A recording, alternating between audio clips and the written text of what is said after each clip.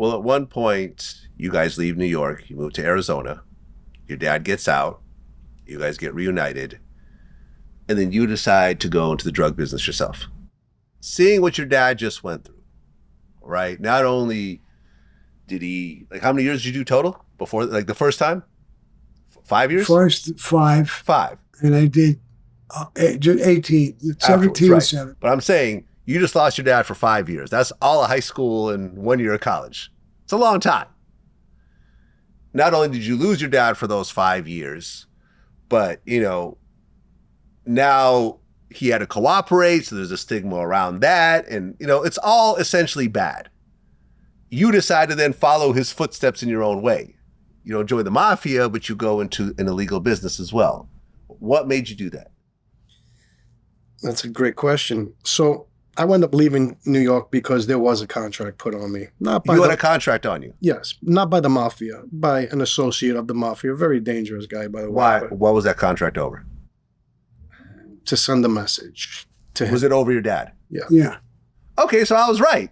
What I said was, but it wasn't the mafia. It wasn't. It was a mafia guy, but he's not a made guy, and he's not in the mafia. And he brought up a point. Mafia guy stepped in and told the guy, if one hair on his head is touched, we'll kill you. How much money was on your head?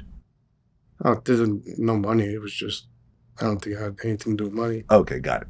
No, it had nothing to do with money. In general, the mafia is not about money. Money hits, right? No. When it comes to murders, it's not. Okay.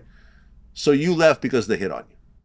Yep. Well, I didn't know. The FBI went to him, who caught this whole thing on wiretap and tape, and which got back to my mother. And we were in, like I said, New York for about 6 years. And sooner or later, something may have bad happened. So it just wasn't a place for us anymore. Did something happen? No, nothing happened. Okay. It was close. It was very, very close. Meaning? I mean, I was there that night. It was supposed to happen. If someone didn't show up that night, when I walked out the front door, it would have happened. You could have gotten killed. Yeah. Okay, so now you're in Arizona, Mm-hmm. and you decide to start selling ecstasy. So in New York, let me try to explain this the best way I could. I had a ton of friends. I was never in the house. I used to go out. We used to go to clubs, bars, hang out schoolyards, drink. I knew everyone. So I had a ton of friends. I grew up in a neighborhood where everyone knew everyone. So you take me out of New York. I wound up moving to Arizona with my girlfriend at the time, which kind of helped me because it was, we moved to Arizona. I opened up a bagel shop. So my life was learning how to bake bagels, run a deli, run a business, have a girlfriend, go home. And I spent my time in that. I didn't care about friends. Arizona was like going to Mars compared to where I grew up and was raised. Completely different life. I couldn't really relate to the people out that I was meeting, or it was completely different. So one year, me and my girlfriend break up. She goes back to New York, and I went throughout this whole process. I went to culinary school. We opened up a restaurant. My cousin's boyfriend was from New York. He moved out here. He was more of a partier, so he would go out after he was my partner in the restaurant. After the restaurant was over, he'd go out, party, do coke, meet all these new people. I wasn't doing that yet. I just had a newborn baby with some other girl. So he started meeting all these people and bringing them to the restaurant and making me meet them. Some of them were Italian, some of them were from Long Island.